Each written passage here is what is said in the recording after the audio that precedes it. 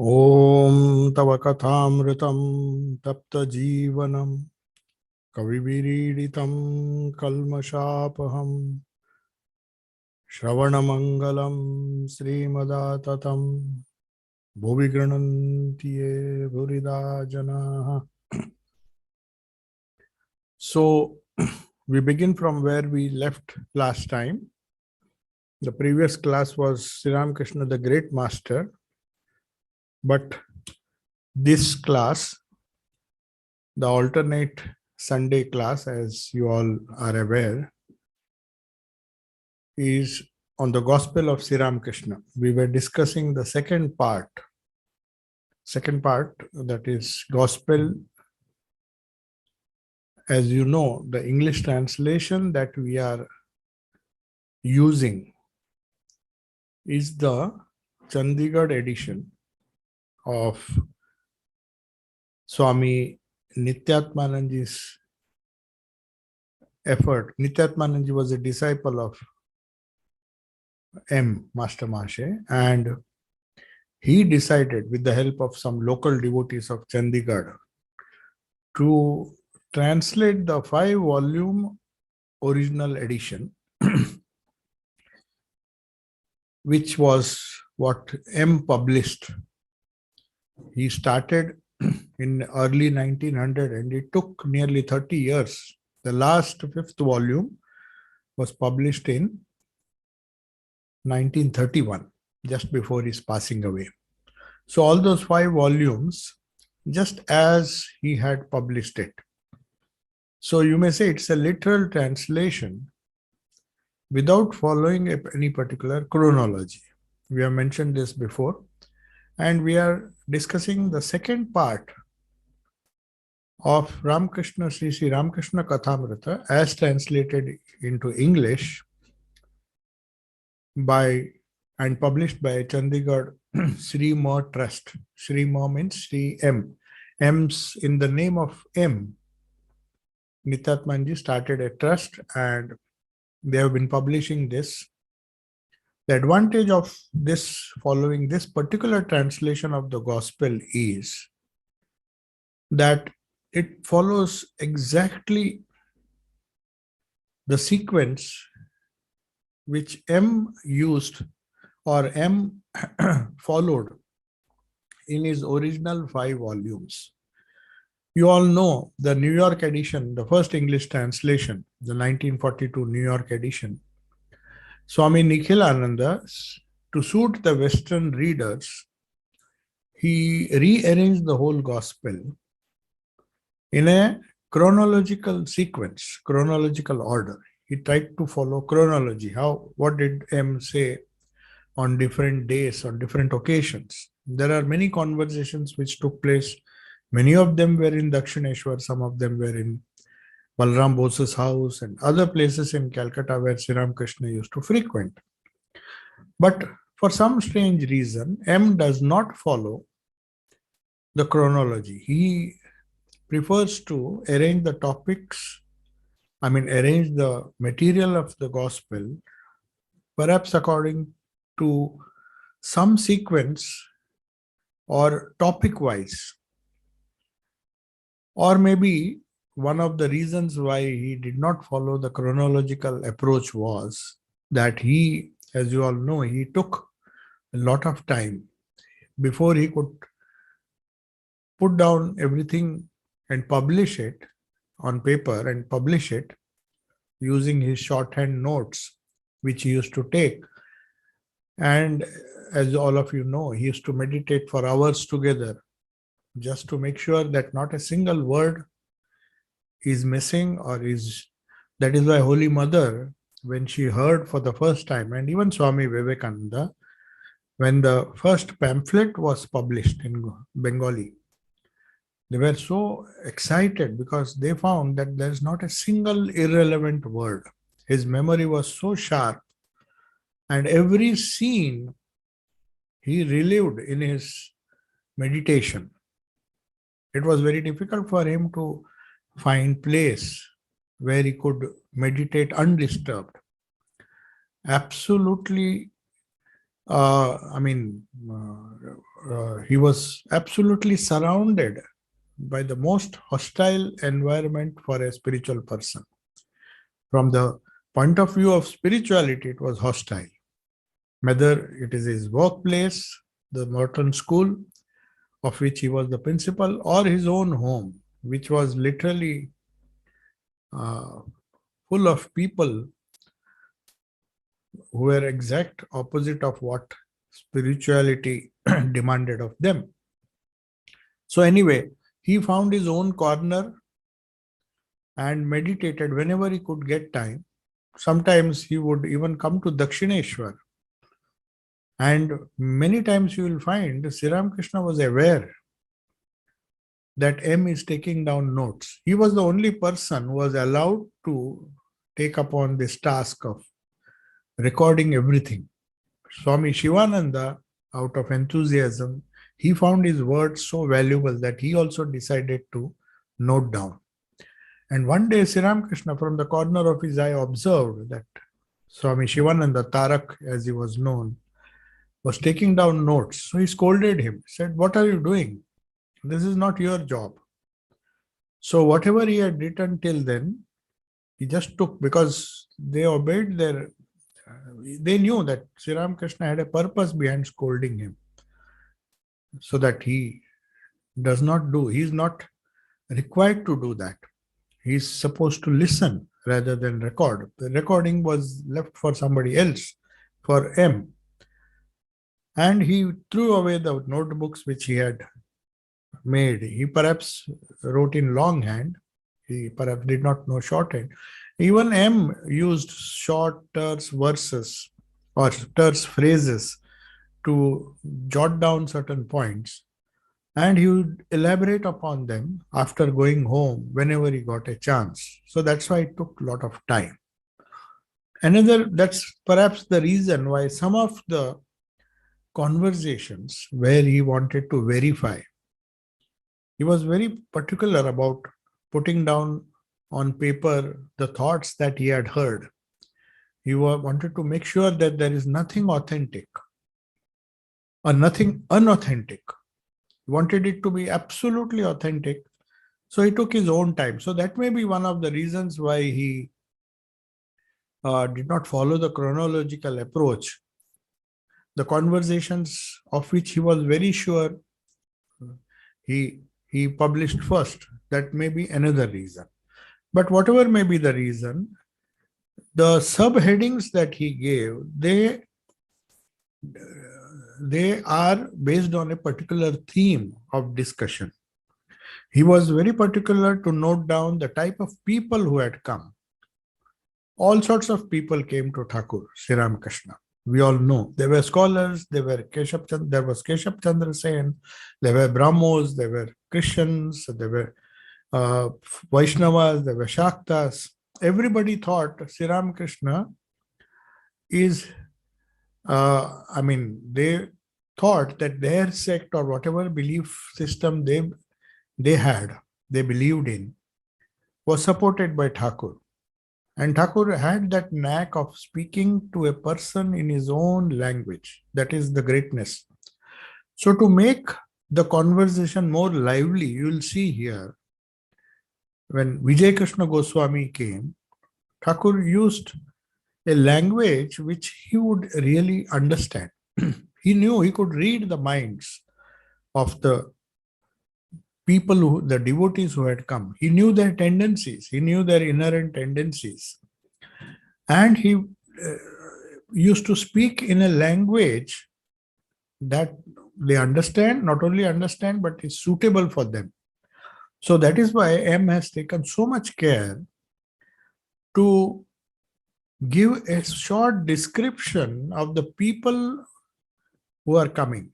He doesn't repeat it. For example, Vijay Krishna Goswami, when it first appears in the gospel, the conversation of, that's why this chronological approach may not be a very good approach, because he might have introduced Vijay Krishna Goswami, giving details about his personality in first volume. And in the second volume, he is referring to Vijay Krishna Goswami, but he is not giving his background. But if you change it according to chronology, you will find sometimes it may happen that you see there is a conversation of Vijay Krishna Goswami with Vijay Krishna Goswami, and much later, because chronologically it comes much later, he is introducing him. So normally you will find that when he meets or when the conversation, or when that person is new, whether it is Narendra or Vijay Krishna Goswami, Keshav Chandra Sen, everything M has first given an introduction. What was the nature of that person? Why did he come? What did he believe in? And then, though he does not make any comments, he just presents what Sri Ramakrishna spoke. But at the same time, he thinks loudly sometimes. He has that habit, you will see now.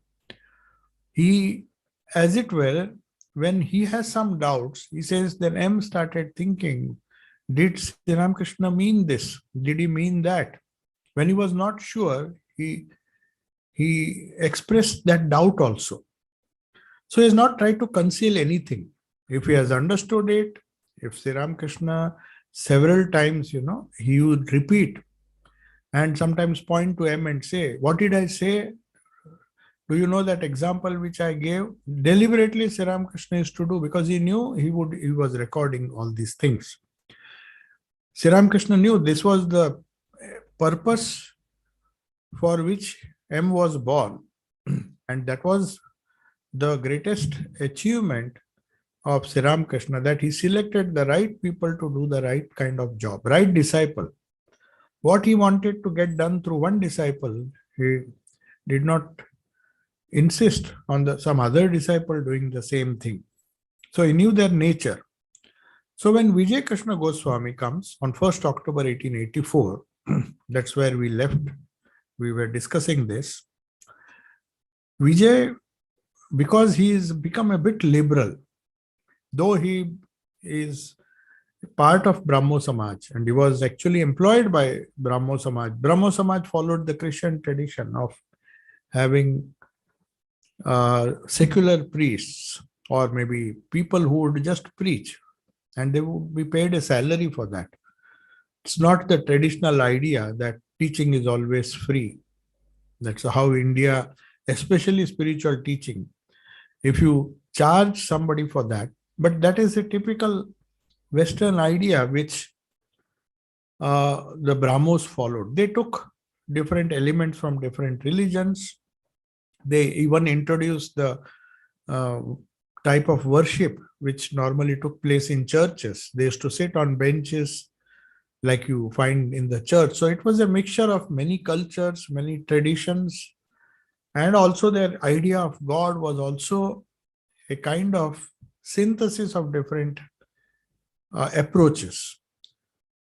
But the synthesis became complete, or the harmony, it's more than synthesis, the harmony was complete when it came to Sri Ramakrishna, because he went to the fundamentals. He didn't make a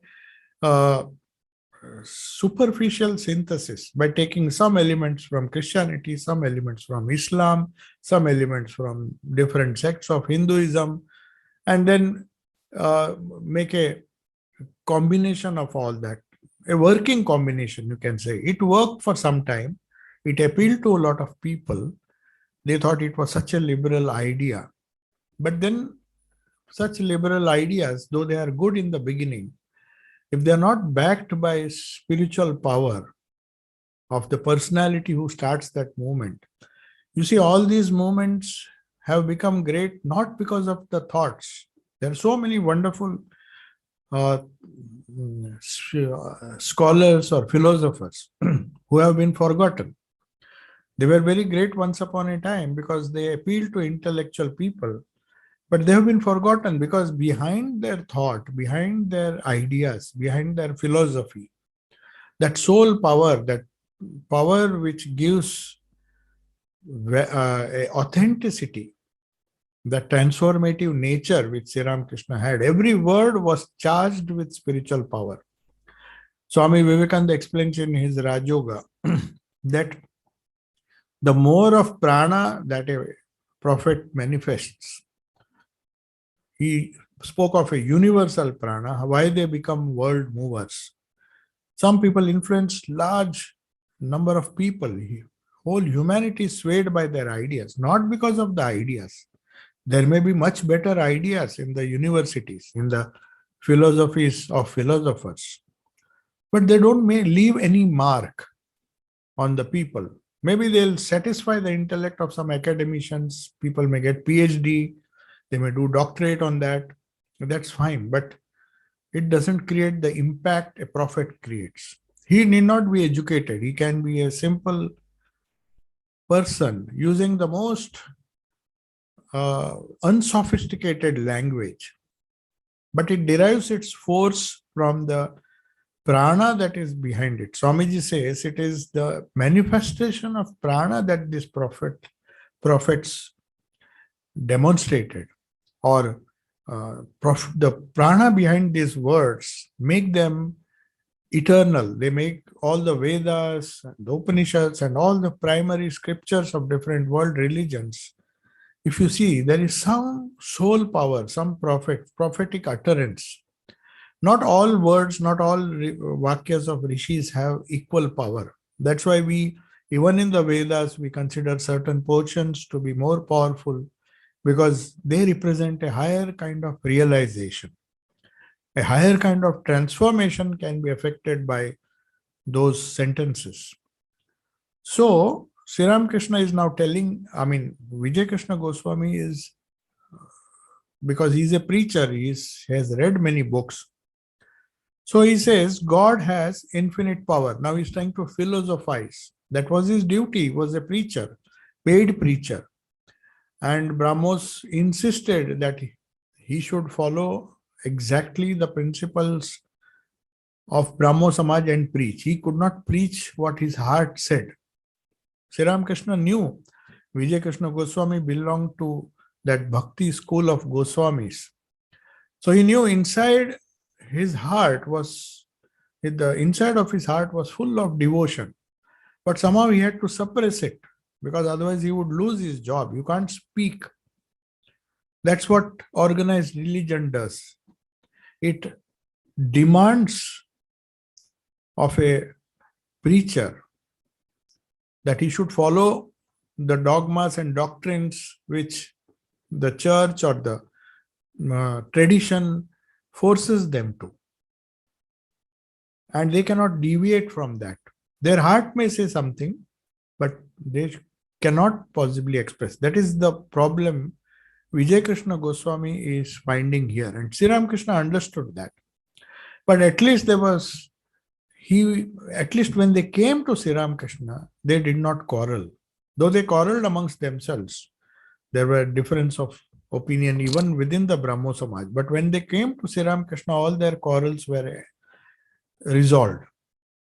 So now Vijay Krishna Goswami is trying to make a sort of synthesis based on his understanding of the Upanishads, the other religions which formed part of Brahmo Samaj. He says God has infinite power. Can he not reveal himself in one particular form? How amazing. All these people who are a speck of dust of his feet try to know all about him. Now, Vijay Krishna Goswami is coming to the point. He said, he's not defying the Brahmo principles.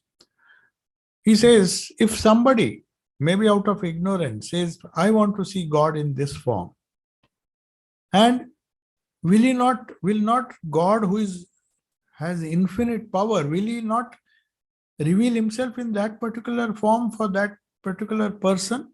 If he is incapable to do that, then how can we say he is all powerful, that he has infinite power? If he has infinite power, he should be able to express himself to a devotee who follows the formless aspect of God. He should also satisfy the needs of a devotee or an aspirant who wants to see a particular form. So in this respect, Vijay Krishna Goswami is trying to explain and not trying to speak in front of Sri Ramakrishna and the others, Sri Ramakrishna's own idea. And he says, how amazing. Because Sri Ramakrishna had just said that if he has the infinite power, who are you to tell that God is like that or God is only formless? You can't put a limit. God is with form, he is without form, he can be anything. So then only you can say he is infinite. Otherwise, he is not God. He is something else. So he says, how amazing is this concept? And all these people means he is referring to the academic people or preachers, including himself perhaps. He says, we are all specks of dust of the feet of the Lord, and we try to describe him, try to know all about him. How can we know? So he is just echoing or reflecting on what Sri Ramakrishna said in the previous discussion. Then Sri Ramakrishna confirms that and he explains it further. And he gives a beautiful example. As usual, he doesn't bother people with philosophies and doesn't confuse. He doesn't confuse people. He just uses wonderful parables to convey some profound idea or profound truth. We cannot say it's an idea. Ideas occur in the mind, whereas truths are revelations. So every sentence that is uttered by Sri Ramakrishna is a revelation based on his own experience. Then he says, people read a little of the Gita or the Bhagavata or the Vedanta and conclude that they've understood everything. Then he gives an example. An ant went to a mound of sugar. 1 grain of sugar filled its stomach. It took another grain in its mouth and returned home saying to itself, I shall bring the whole mound next time. All laugh. So this is Sri Ramakrishna's way of explaining how futile these academicians or these preachers or the people who think they will carry the whole mound of sugar. It's just like an ant who can hardly carry 1 grain bragging about just because it has digested 1 grain and is able to carry another grain, it is puffed with pride, puffed with ego. And it believes that next time I can carry that whole mound. So all laugh. Maybe it is a joke, it is a subtle humor, but there's a lot. He explains a lot by this example.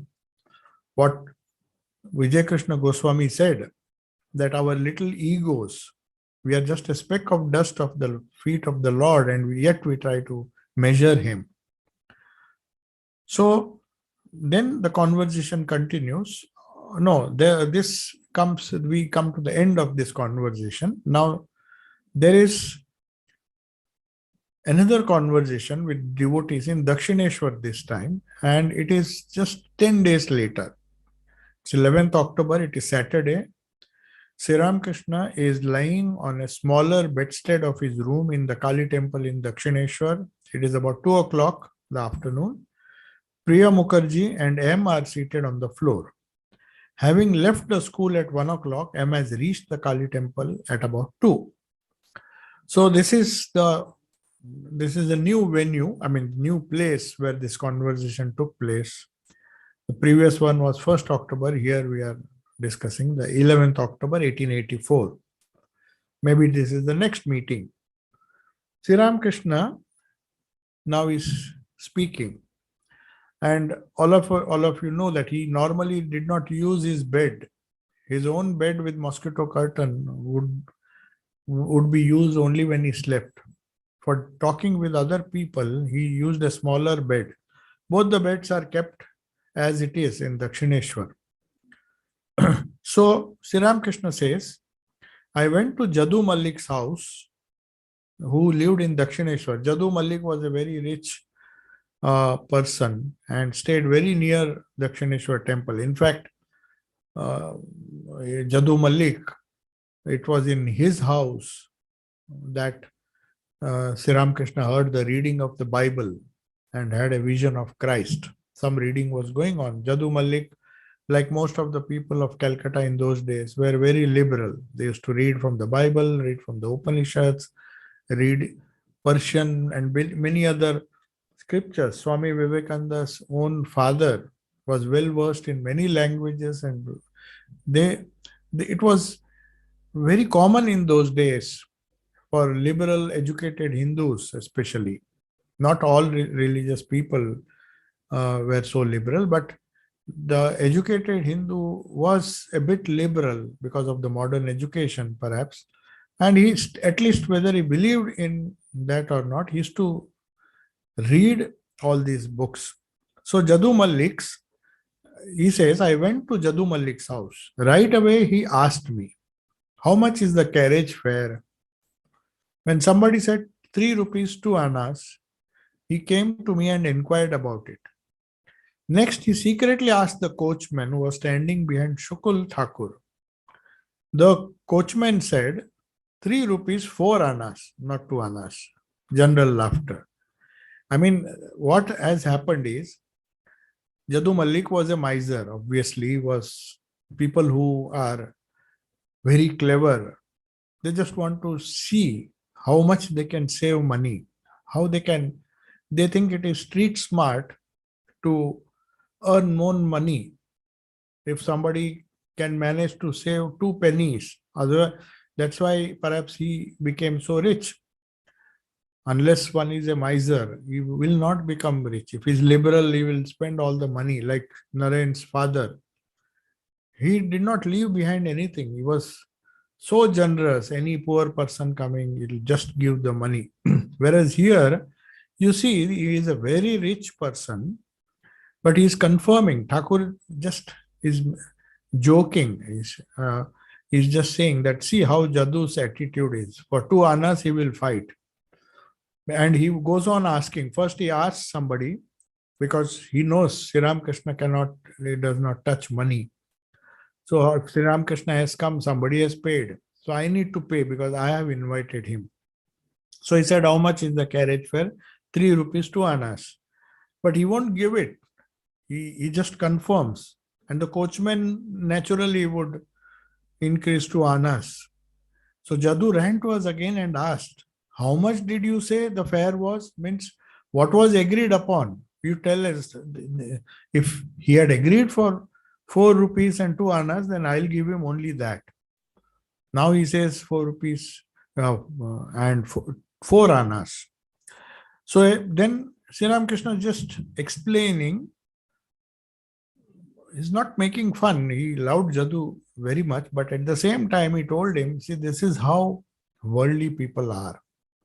They think they are very smart if they save a few pennies. Sri Ramakrishna never liked that. In fact, when he went, he saw some poor, that there is a tendency when we go to the market, we haggle and, we fight for reducing the price. Of course, if somebody is trying to cheat us, we should not be cheated. But Sri Ramakrishna used to scold his devotees if they just went on pressing somebody, some poor hawker or some poor person, and tried to reduce the price. He says, why don't you pay a few annas more? Why do you insist on paying him less? And Jadu Malik had so much of wealth. But Sri Ramakrishna is trying to point out, see how worldly people's mind works. They're always after saving little money by this way or that way. They don't trust others. Anyway, then he gives another example. I don't know why he was referring to Jadu Malik. Perhaps there were some people around him who had a similar nature. So that is Sri Ramakrishna's way. When he saw that there are some people who need, he will not directly tell them that you are like this. He will give an example. Of course, obviously, Jadu Malik was not there, but he was not afraid. He was not afraid that he's a rich man, what he'll think because he knew. And Sri Ramakrishna also knew, and Jadu Malik also knew that Sri Ramakrishna was like a child. Whatever he feels, he will express. And he would not be perhaps hurt if Sri Ramakrishna had pointed out something, because he knew he spoke only the truth. He didn't care for wealth and position, power, whoever came. Even Keshav Chandra Sen, if he felt something was wrong, he will say that. Then he says, he gives another example. A broker visited Jadu. Jadu obviously was a businessman. He said to him, there is a parcel means a plot of 4 kathas of land in Burra Bazaar for sale. Its katha is, they say it is 320 square cubits. So anyway, that was some land was there. Would you like to purchase it? Jadu asked, what is the price? Can you bring it down? I said, you are not a serious buyer. You are not going to buy it, then why are you asking to just pass time, to while away time? Isn't that true? And he turned to me and laughed. So Jadu was not offended because it came from Sri Ramakrishna's mouth. He had the habit of speaking the truth. And he said, why? After all, you are not going to buy. Why show interest in something which you are not going to buy? I mean, the idea was Sri Ramakrishna is showing, and then he explains, this is the way with worldly people. They want people to come to them so that they will be known in the marketplace. They are all very keen to expand their contacts, to know many people, so that's how the world runs. You want to exert your influence and tell people, I know this person, I know that, I know this politician, that politician, I know this businessman. So perhaps they feel that their importance will increase. She says, see how carefully Sri Ramakrishna is observing. He loved Jadu Malik, but at the same time, he did not hesitate to point out his faults. He said they means such people like Jadu. They will make inquiries even if they have no business to do that. They are not going to buy, but they just want to be known that, oh, he is a very wonderful negotiator. He can save some money. They want people to come to them so that they will be known in the marketplace. So perhaps he was a businessman dealing with real estate and all those things. Then Sri Ramakrishna continues. Jadu had been to Adhar's house. Adhar Sen was a deputy magistrate. He was a government employee. And Sri Ramakrishna is referring to Jadu's visit to Adhar's house. I told him, Adhar was delighted that you went to his house. Jadu said, what? Really? Was he really very pleased? Because everybody keeps good contact with these deputy magistrates and all, especially business people. So Jadu was pleasantly surprised because he perhaps did not realize Sri Ramakrishna is taunting him. But he was delighted and he said, see, you went to his house, Adhar's house. He was very happy. Oh, a deputy magistrate. It's such a big position. Was he happy with me? Okay. He was really very pleased.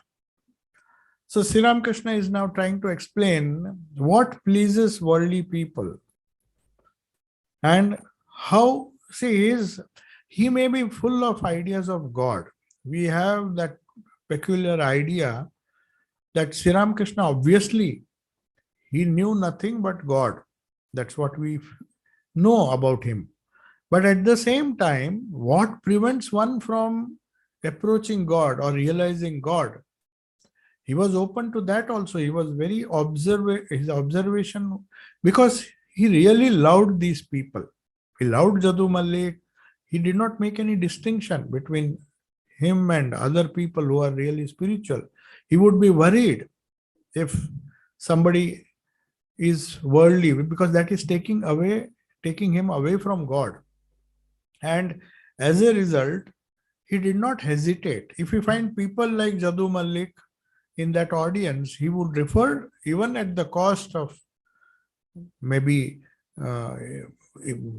normally one does not speak about somebody by name. But Sri Ramakrishna was so childlike that he did not hesitate. So a certain Malik went to Jadu's house. Jadu was also a Malik. They are known as business. They are mostly belong to the business community. I could see from his eyes. Now you see, this is another observation. Just by looking at his eyes, Sri Ramakrishna could judge a person. He said, I could see from his very eyes that he was a clever and deceitful. Cleverness is different. If you are good, if one is clever for a good purpose, but if one is clever for a mischievous purpose, deceitful, he says his eyes showed how deceitful and how clever he is. Looking him straight in the eye, I said to him that only Sri Ramakrishna could do. It's not good to be clever. That's exactly opposite of what worldly people will advise. People will advise their children, you have to be very shrewd, you have to be very smart, and you have to be very manipulative, otherwise you will not succeed in life. But Sri Ramakrishna did not even bother who this Malik was. He came to Jadu Malik, perhaps Sri Ramakrishna did not even know him. But he says, I looked straight in the eye and I said to him, it's not good to be clever. And the example he gives would have made that person, perhaps that idea would have gone so deep in his heart that he would have repented the person. Because he says, he is comparing such people with a crow. He says the crow is a very clever bird.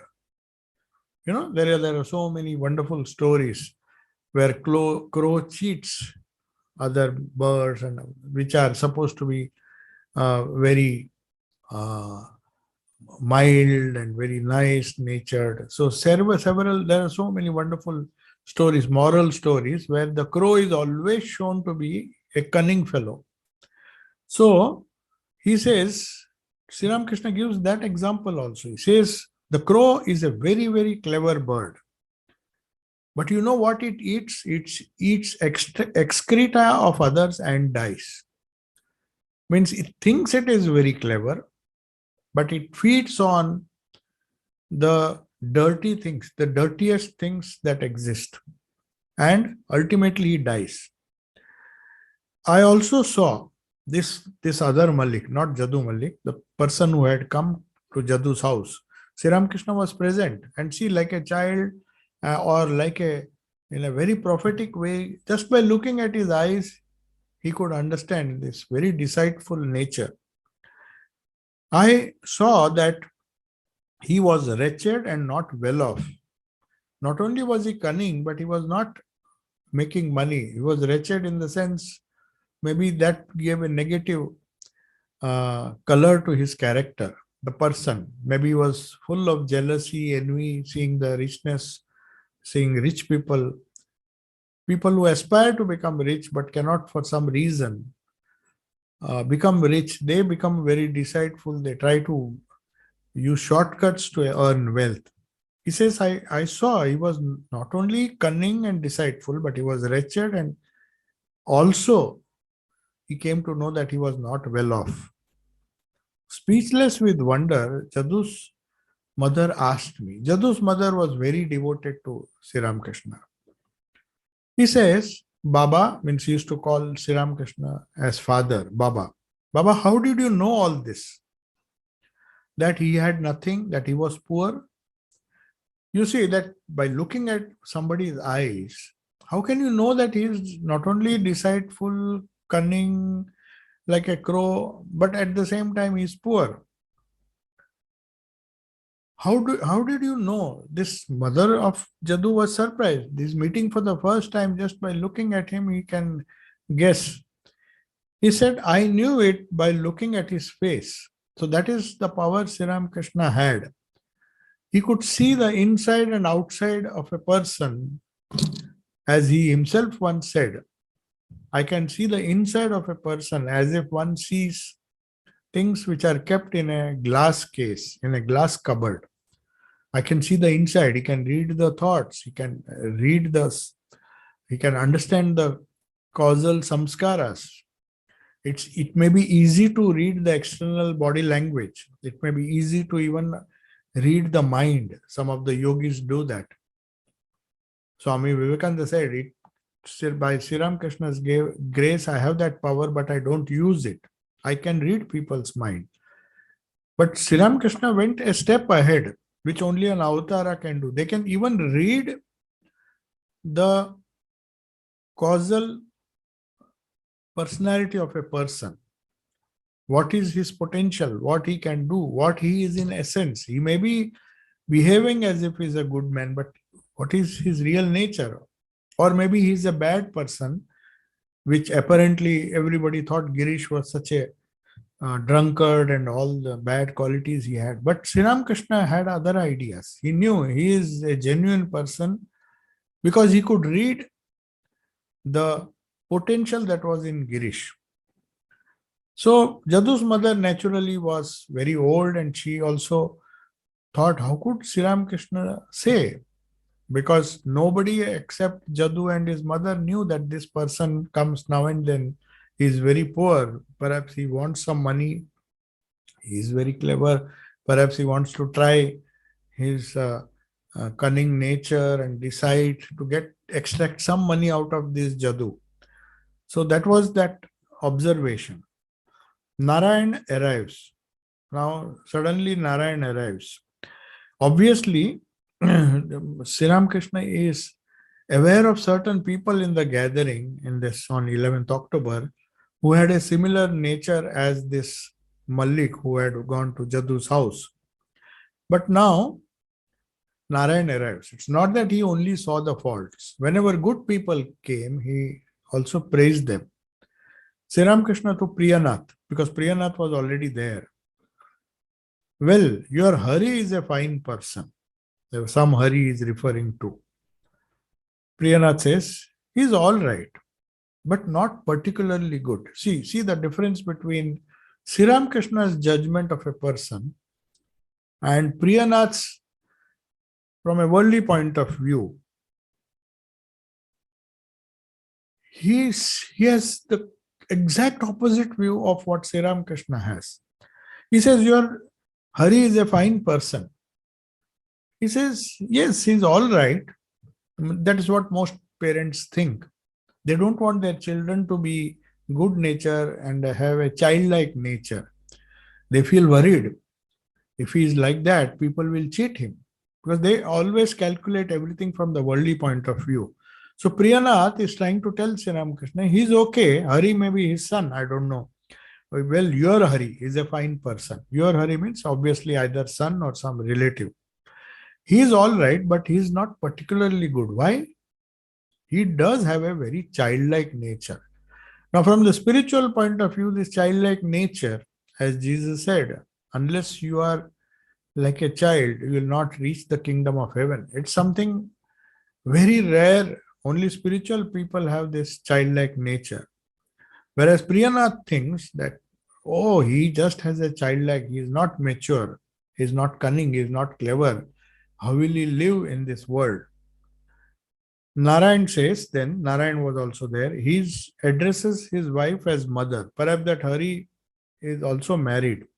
He addresses his wife as mother. Sri Ramakrishna, how is that possible? I mean, it is such rare to find such people. Perhaps Narayan had heard like that. Even I can't do that. He calls her mother to Priyanath. You see, he is a very calm boy and his mind is directed towards God. So he leaves it at that. He says, perhaps I may not accept the fact that he is so pure and so holy that he calls even his wife, addresses her as mother, maybe superficially, but it is so difficult. So now Thakur changes the topic of conversation. Do you know what Hem said? Some Hem, some devotee. He said to Baburam that God alone is the reality and all else is illusion. All laugh. Why all laugh? There's a reason why. This is a truth. But perhaps the very nature of Hem or maybe Hajra, if they say something, if Sri Ramakrishna had said this, God alone is real, everything is an illusion, people would have believed, they would not have laughed. But all are laughing when Sri Ramakrishna says, do you know what Hem said? I mean, Hem perhaps was a worldly person. He says, God alone is the reality and all else is an illusion. All laugh. The very fact that Haim has said this made everybody laugh. No, brother, he meant it. He told me that he would take me to his house and sing devotional songs. But he didn't do that. Later he said, if I take up drums and cymbals, what will people say? He became frightened that people might think he was crazy. So Sri Ramakrishna just gives an example of how we make so much of other people's opinion. That's why he says, three things will prevent you from reaching God. Lajja, Ghrina, Bhoy. Teen thakte noy. That is a Bengali verse. Lajja means shyness. Ghrina means hatred. We hate if we have too much of hatred towards many things. And if we are extremely shy, and also bhai, fear. These three things are impediments. So here Sri Ramakrishna is giving a hint that this person, him, though his heart tells him that he should sing, he also told Sri Ramakrishna, I'll take you to my house and arrange devotional songs. But at the same time, according to the Brahmo tradition, you could not possibly sing songs to your hearts. Bhakti and all, they did not believe. They thought it was an effusive, the emotion, if it is too much effusive and so they tried to contain it, and just they had some kind of shanta bhava when they prayed. So he became frightened, maybe because of this Brahmo background, that people will think I'm crazy if I sing loudly, if I take up drums. That's how Kirtan goes on. Thakur never bothered because he was never shy.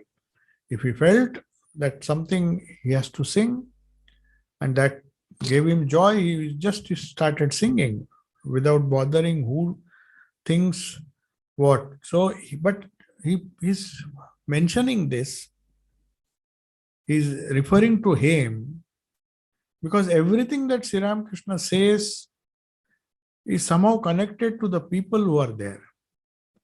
Perhaps he saw that there are some people, especially M. He took so much of time to make M. M was a very shy person, though he was not very old. So Sri Ramakrishna used to sometimes pull his leg and say, see, he is a grown-up person. He is old. You people are young. They hardly, maybe Naren was 18, 19 and he was 23 or 27. Not a very old man. But Thakur called him old because he would not sing kirtan and dance with these youngsters. He said, see, he has become old. That is why he is shy.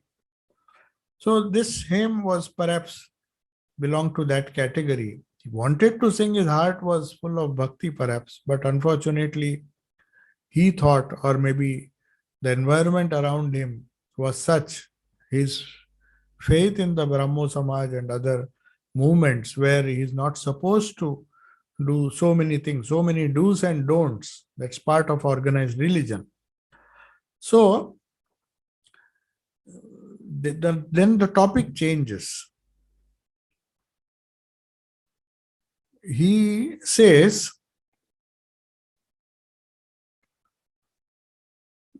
that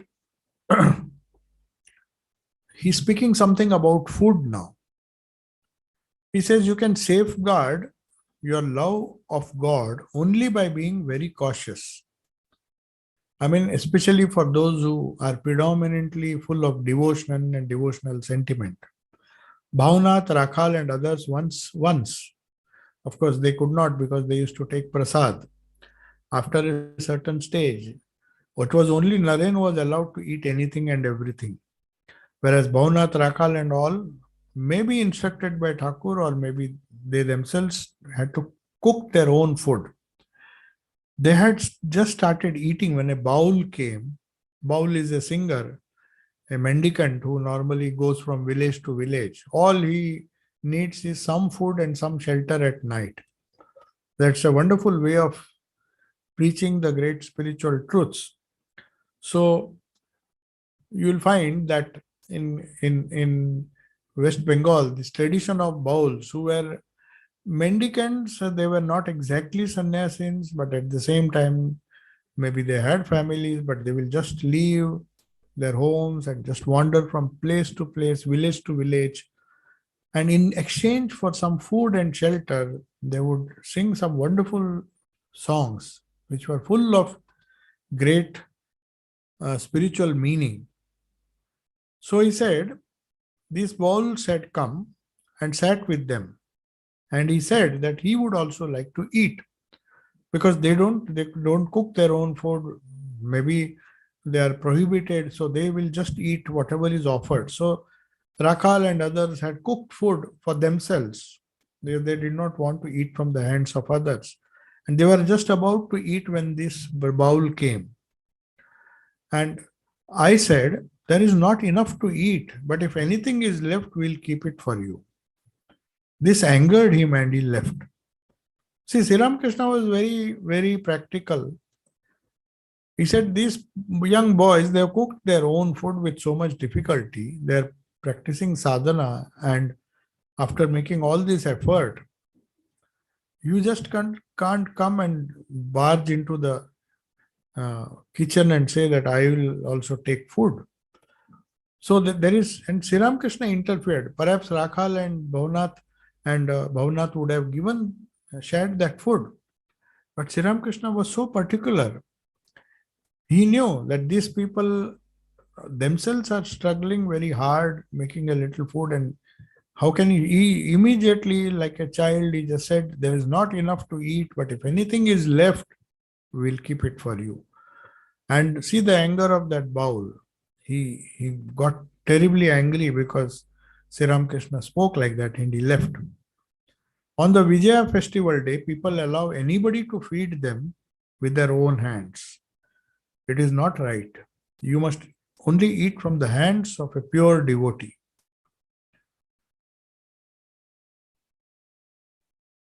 Then he says, they who have felt dispassion, he is referring to Bhavnath and Naren. This is Bhavnath and Rakhal, sorry. Because he knew their future. He said, those who have felt dispassion since their youth, they who wander about yearning for Bhagwan, they who have not entered family life, indeed belong to a separate class. They are the pure aristocrats of spiritual life. In their deep dispassion, they remain 50 cubits away from worldly people, lest the latter should bring a change in their attitude. Their attitude, they have the right kind of dispassion from an early age because they belong to a higher abode, spiritual ideal. They have an extremely pure attitude. They never allow a single stain to touch them. Then he says how to conquer the senses. Especially in some traditions in India, they used to perform sadhana. They call it Radha Bhav. So Sri Ramakrishna is saying one has to be very careful. But at the same time, he said, this is one way of conquering the senses. How can one conquer the senses? Obviously, he is speaking to men. You have to remember here, whenever he said Kamini Kanchan, he said Kamini because woman and gold, because he was speaking to men. He would have said the same thing, Kam and Kanchan, or maybe some other way if women were there. But as you know, in those days, it was very, very rare that you could find women in Dakshineshwar in these gatherings. They normally refrained. Even Holy Mother, when she said that she had to stand behind the screen and listen to Sri Ramakrishna's wonderful songs and kirtans and other things. So he says, he's telling the men here, how can one conquer the senses, which is so difficult? He said one should assume the feminine attitude. For a long time, I had the attitude of a maid servant of God. I used to dress myself like a woman. I wore jewelry and scarf on my head. I would perform arti with my head covered. You see, this appears to be rather strange. How can, of course, it cannot be imitated, but what he's saying is incarnations, they do these things so that people should follow it in spirit, not just externally. Otherwise, it would just be an imitation. So he would perform just like women, though he was born as a male. He says, I performed Aarti with my head covered. And he says why he did that, why he adopted a feminine attitude. He said, had I not done this, how could I have kept my wife with me for 8 months? I mean, he felt he deliberately practiced this attitude so that that gender difference goes away. Both of us, means he thought in that bhava, that stage, he said, both of us were we made companions of the Divine Mother, like Sakhi. I couldn't say, I was in such a state that I could not say that I was a male. One day, when I was in an ecstatic state, she, that is the Holy Mother, asked me, how do you think of me? Naturally, this is a very oft quoted sentence, and Swami Shardananji also explains that. He says, how else? I see you as the all blissful mother. So then, Sri Ramakrishna says something taking cue from the life of Sri Krishna. He says, Sri Ramakrishna is telling the devotees, Sri Krishna has a peacock feather on his head. Do you know what it means? You see, people don't understand the symbology behind all these things. Why is Krishna always shown as a person, as an incarnation with a peacock feather? He says, Sri Krishna has a peacock feather on his head. The feather bears the emblem of the female sex. It means that Sri Krishna is carrying Prakriti on his head. He is the Purusha, but the symbology of peacock feather is that he is carrying Prakriti on his head. When Sri Krishna danced with the gopis, he assumed the attitude of a woman, Prakriti, not as a Purusha.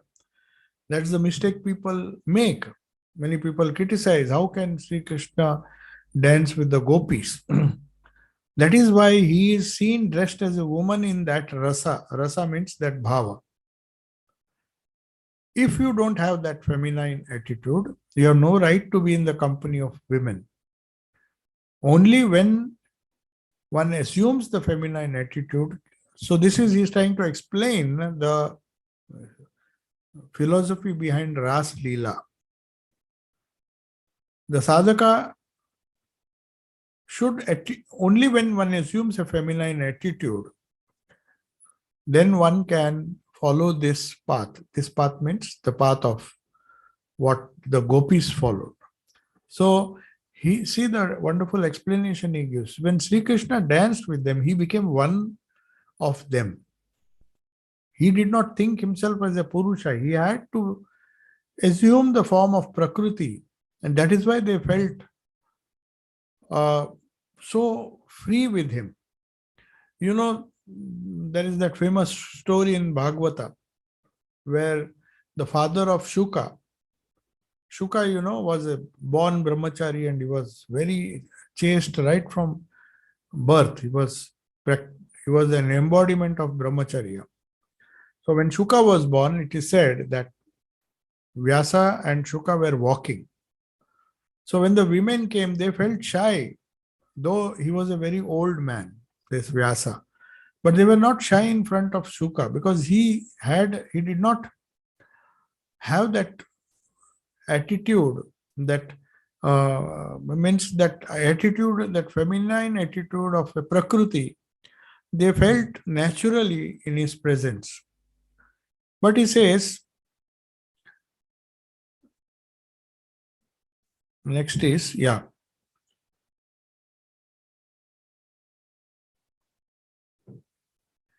then he says, this is a very different, the path is quite different for a Siddha, a man of spiritual perfection. Once you have attained that state, one can become fearless to a great extent. Once you have reached the roof, you have reached the goal. You can dance there, but you must not dance on the steps. You see how wonderful his observation is. When you are on the path, if you start dancing on the steps, you will fall down. First, take some effort, make some effort, try to reach the terrace, and then you can dance to your heart's content. And he who has climbed up the roof no longer needs to renounce what he formerly renounced. That means once you have reached the roof, once you have reached perfection, then there is no need for renunciation. Otherwise, when you are on the path, renunciation is a must. The roof is made of bricks, lime, and brick dust. The steps are also made of the same material. After the vision of Bhagwan, one realizes that the body of the woman whom he sees to be Bhagavati, the mother of the universe. Then he worships her as mother. One mustn't forget that once you have touched the granny in the game of hide and seek, normally young children play this game in Bengal, and the granny stands in the center and the children run around her. They say the granny, of course, maybe the grannies were very healthy and very agile. They would also try to avoid the small children who hardly knew how to stand. Maybe they were just able to run. So the granny could run fast and avoid being touched by these children. So that was a game. If you touch the granny, you are out of the game, means you are free. He says once you touch the granny, then you are free to do what you like. Otherwise, you have to be careful. Now, Sri Ramakrishna gives a beautiful example. The yoga of dhyana, of course, we are coming to the end of time is over, but I'll just explain how Sri Ramakrishna, I'll just read it. It's a very important passage. The yoga of meditation, dhyana, and Sri Ramakrishna is comparing what it means to look outwardly, and what it means to look inwardly. He says, see how beautiful explanation he gives of the different koshas, the Annamaya kosha, Pranamaya kosha. We think he never read books, but you won't get these explanations even if you read the commentary on the Upanishads. He says, when a man's mind is turned outward, you know what happens? He says the gross and his mind dwells on the Annamaya kosha. Next is the subtle body. When the mind functions in the subtle body, it dwells in the Manomaya kosha and Vijnanamaya kosha. Next comes the causal body, Karana. When the mind goes to the causal body, there is only bliss. The mind dwells in the Anandamaya kosha. It is the same as the semi-conscious state of Chaitanya Deva. So we will discuss this. It's a very long topic because Sri Ramakrishna now goes to explain what is this Karana Sharira and what happens after one transcends the Karana Sharira. He goes into the great cause, the Mahakarana, with Chaitanya Deva. He is explaining the so many wonderful things. He gives so many wonderful explanations showing how the Sthula Sharira, Sukshma Sharira and the Karana Sharira can be compared to a flame. That's why we meditate on the flame. If you observe very carefully, he says, I would think, see, it's his own example, original example. We all see the flame of a lamp, but we don't understand its significance, why we should light a lamp. But Sri Ramakrishna, even in that lamp, that flame, he sees the nature of Prakriti, the nature of a human being. He says, in a flame, I would think of the flame's red color as the Annamaya kosha, as the gross body. The white inner part, I would think of as subtle. And the innermost black part, if you see the flame, you will see different layers. The innermost black part, I name it as the Karana Sharira, the body of ecstasy. These are the signs that one is meditating correctly. And this is a very difficult thing. I think most of us cannot satisfy this condition. He says these are the signs that one is meditating correctly. One of the signs is that a bird will sit on your head thinking that you are an inert object. If you are in a very deep meditative state, you can see it's not necessarily a bird. Sometimes animals, squirrels and all, you will see when you are in a very deep meditative. If you see the Buddhas, some of the paintings of Buddha which they have done, when Buddha used to be in a deep state, there will be even reptiles crawling. They just feel that here is an inert object. There's so much of the body consciousness has gone. It is totally transcended the body. The body has become inert. So just as the reptiles and the animals and the birds would come and not be afraid of a inert body, they would come. And so he says, he gives one of the signs is that a bird may come. A bird will never come to a person who is fully conscious. It's afraid that he will catch, the bird would be caught by that person. But one of the signs is that a bird will sit on your head thinking that you are an inert object. So these are very high states. We'll discuss it later. But then Sri Ramakrishna gives wonderful examples to show what is the significance of looking inward. What is the consequence of looking outward? How a change of attitude of trying to look inward as opposed to looking outward can make a huge difference in our spiritual life. So if there are some questions, you can ask in the chat, or otherwise I'll conclude. So I'll take your leave. I don't think there are any questions. Om Shanti Shanti Shanti Hari Om Tat Sat. Shri Ramakrishna Arpana.